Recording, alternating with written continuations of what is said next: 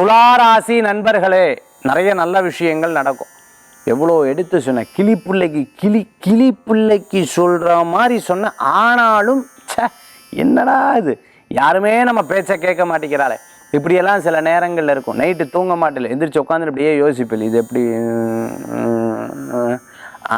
அப்படின்னு சொல்லி ஒரு ஐடியா கிடைக்கும். இந்த மாதிரி ஐடியா பண்ணி பல விஷயத்தை சாதிச்சிருப்பீங்க. விரயங்கள் இருக்க தான் செய்யும், பெருசாக எடுத்துக்காதீங்க. நீ யாருக்காவது கடன் அடைக்கணும்னா டபார்னு அடைச்சிருங்க. யாருக்கேனும் கொடுக்க வேணும்னா டக்குன்னு அந்த காசை கொடுத்துருங்க. அந்த மாதிரி விரயம் அடைச்சுட்டமேன்னு சந்தோஷப்பட்டுக்கலாம்.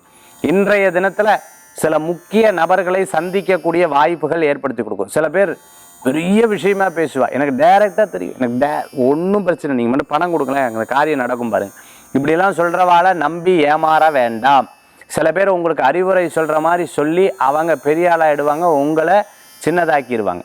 அதனால் நீங்கள் பெருசாக யாரையும் எடுத்துக்க வேண்டாம். இறைவனை தவிர பெருசு யாரும் கிடையாது. அம்மா அப்பாவை தவிர நமக்கு நல்லது நினைக்கிற யாரும் கிடையாது. மனைவி குழந்தைகளை கணவர் தவிர நினைக்கிறவங்க யாரும் கிடையாது. அண்ணா தம்பி தங்க அக்காவை தவிர நல்லது நினைக்கிறதுக்கு ஆள் கிடையாது. அதனால் மற்றவர்கள் ஏதேனும் சொன்னால் பெரிய விஷயமா எடுத்துக்காதீங்க.